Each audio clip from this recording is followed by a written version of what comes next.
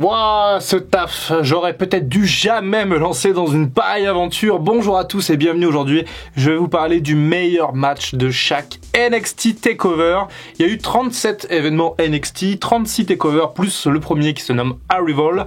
Donc il y a du boulot. D'ailleurs, je m'excuse d'avance, mais je vais être obligé d'aller vite et d'être synthétique parce que sinon la vidéo va durer longtemps. Les amis, je constate que vous êtes très nombreux à regarder les vidéos sur la chaîne Dr Wrestling, mais que parmi vous, il y en a beaucoup qui ne sont pas abonnés. Donc abonnez-vous, allez-y, soutenez la chaîne, comme ça vous aurez toutes les actualités, vous pourrez avoir toutes les vidéos, et puis voilà, ça fait un petit geste pour le doc. D'ailleurs, si ce n'est pas encore fait, venez me suivre sur Twitch, puisqu'on va regarder certains de ces matchs en direct dans Tuesday Wrestling ou Sunday Wrestling, peu importe, on regardera tout ça ensemble. Allez, c'est parti, désolé d'avance si jamais je fais des petites erreurs, il y aura beaucoup d'informations, peut-être que parfois je me suis un peu mélangé les pincettes, je compte sur vous pour corriger si jamais j'ai fait une petite erreur ou une petite coquille dans les commentaires. Le premier événement NXT s'appelle Arrival et a lieu donc du coup en 2014, week-end de WrestleMania, au moment un peu de l'ouverture du network, et ce n'est pas encore un takeover, ça s'appelle Arrival, voilà.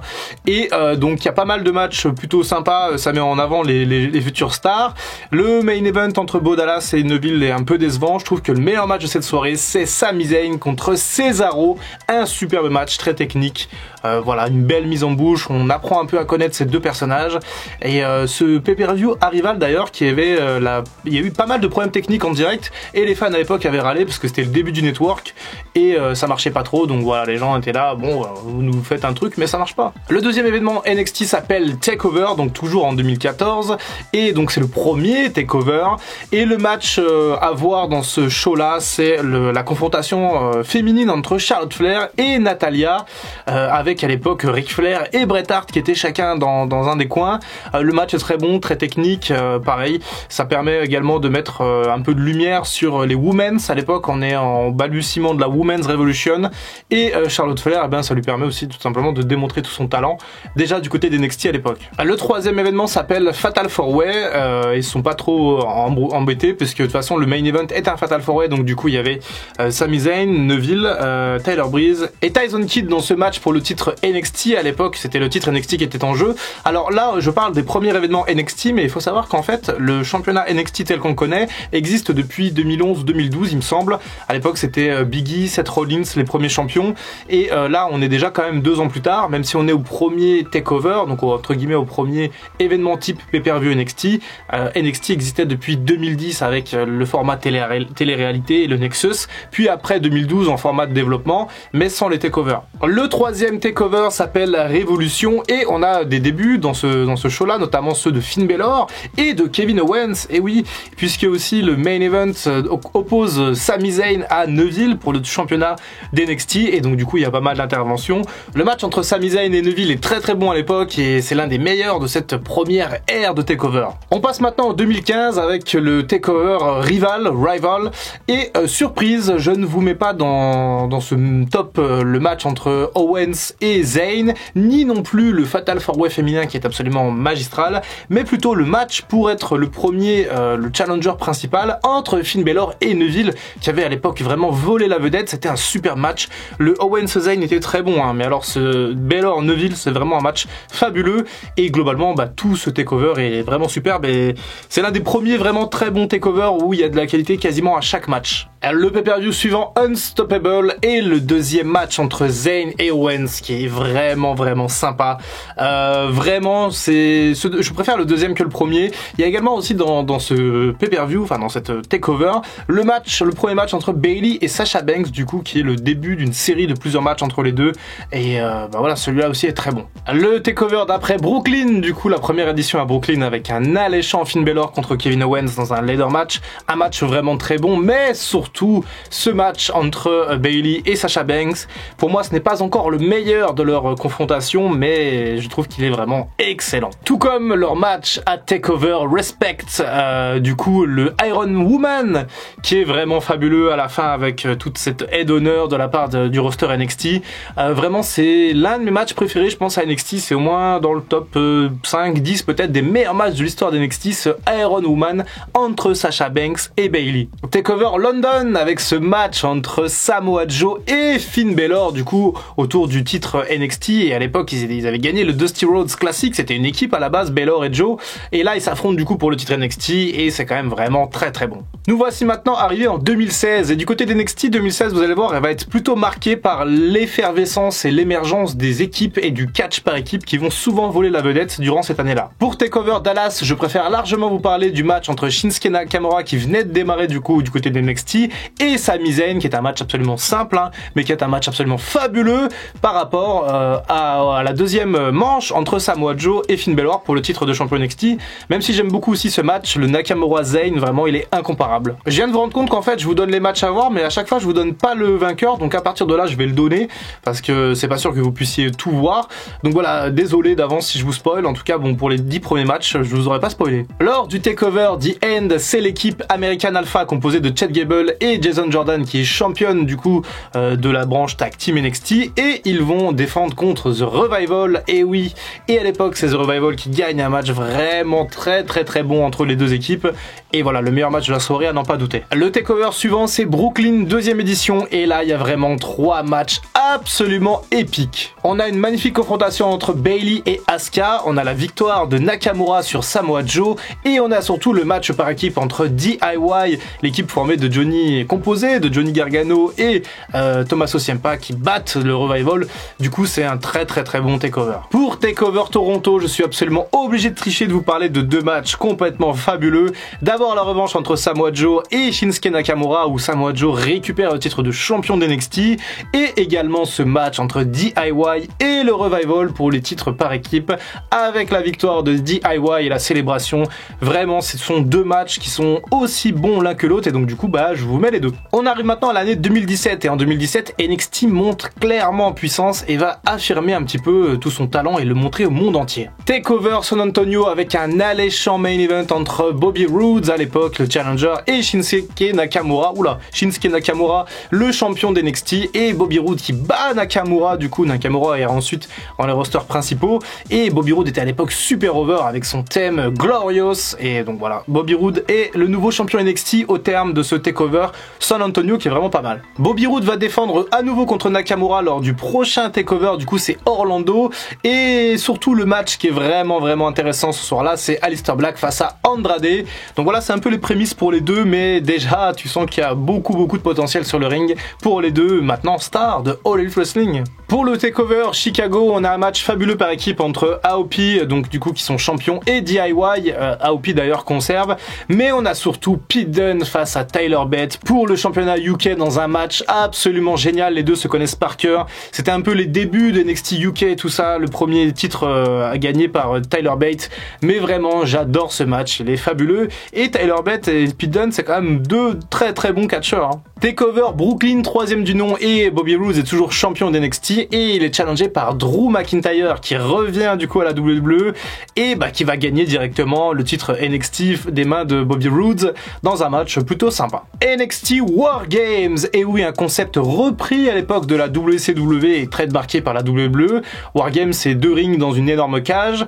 Il y avait pas mal de matchs très intéressants ce soir-là, notamment Andrade qui challenge Drew McIntyre et qui le bat pour le titre de champion NXT, mais également Aleister Black qui combat contre Velveteen Dream, la nouvelle sensation, et surtout les War Games avec ce match par équipe fabuleux dans cette cage. Et cette première édition des War Games version NXT est surtout connue pour le turn de Roderick Strong sur AOP et le fait qu'il rejoigne l'Undisputed Era après donc l'équipe formée de Adam Cole, Bobby Fish et Kyle O'Reilly. Donc ça c'était pour l'année 2017, on est à peu près à la moitié de la vidéo donc je sais pas trop ce que ça va donner au niveau du montage, mais on va donc partir sur 2018 qui est peut-être bien la meilleure année de toute l'histoire d'NXT.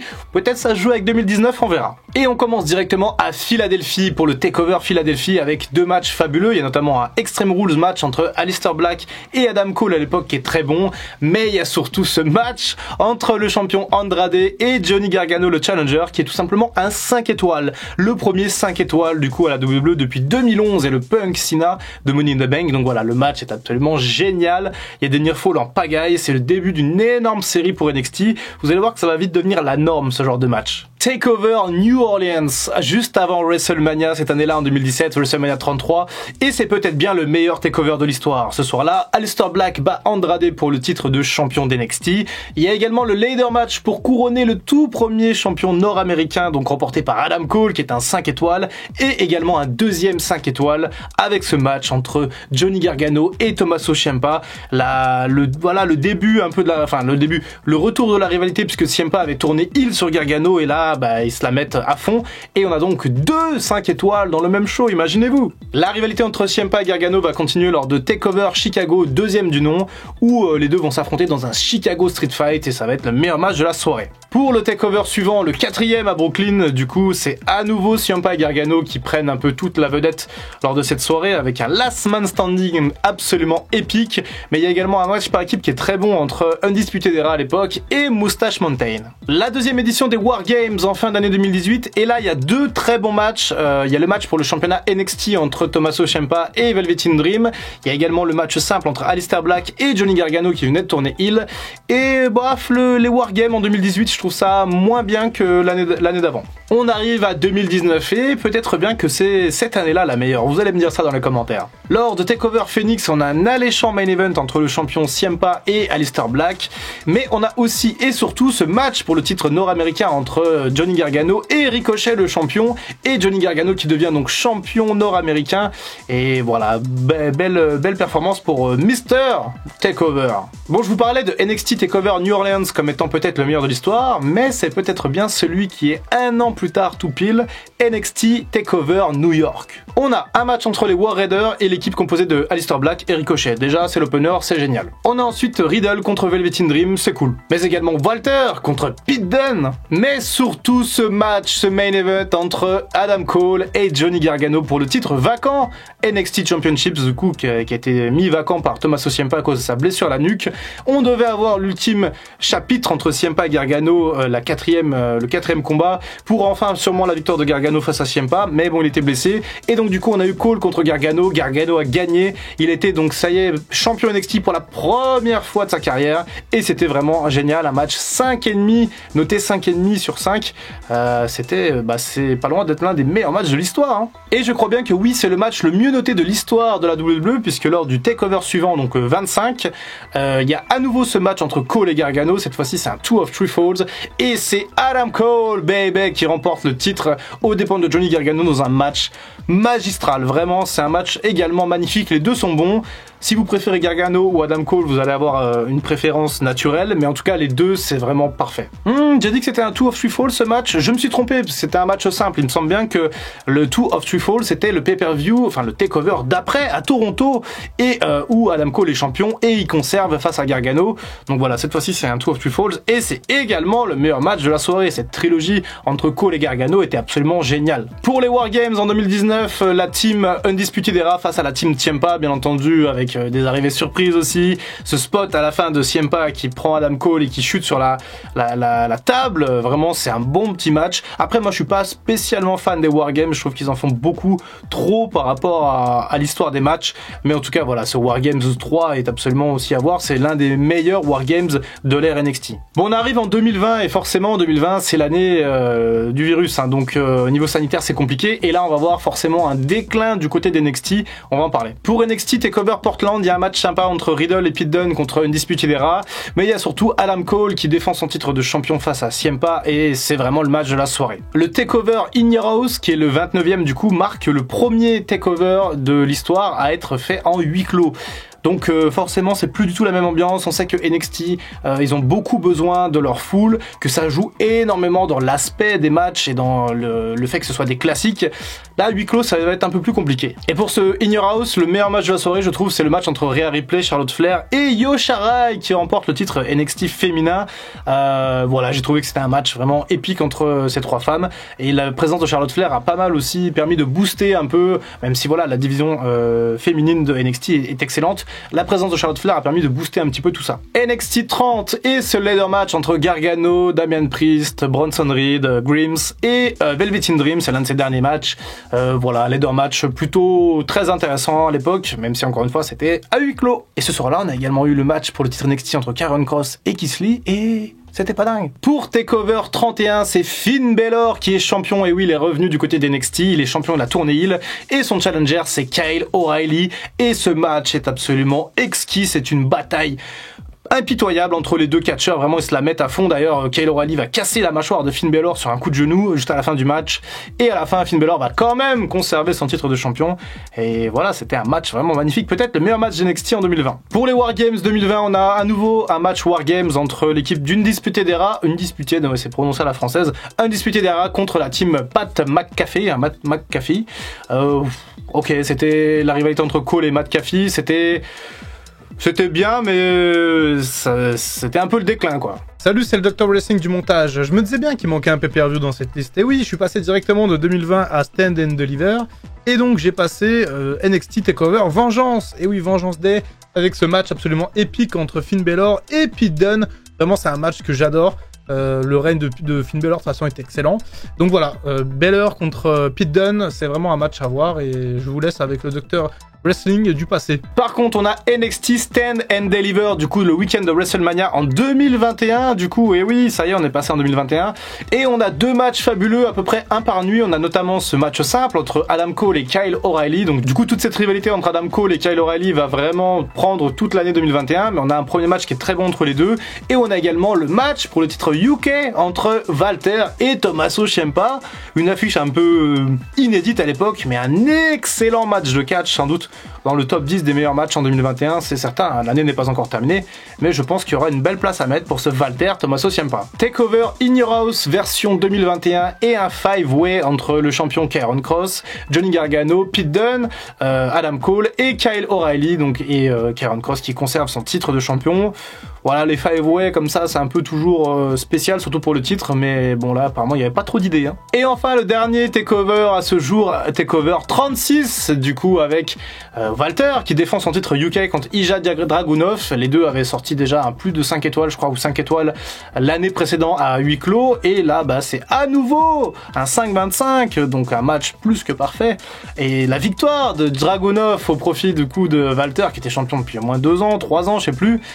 Donc voilà, un magnifique match de catch assez récent en plus, donc n'hésitez pas à aller le voir. De toute façon, en fin d'année, on fera un classement comme d'habitude des meilleurs matchs et je vous parlerai des matchs à voir. En tout cas, voilà pour tous ces matchs de TakeOver, lesquels vous préférez. Dites-moi s'il y en a que vous n'avez pas vu, d'autres que vous avez vu, ceux qui vous ont vraiment marqué. Et puis voilà, je vous lis dans les commentaires et je vais vous laisser parce que cette vidéo commence à être un poil longue. C'était Dr Wrestling, je vous retrouve très bientôt pour une prochaine vidéo et en attendant, comme d'habitude, prenez soin de vous.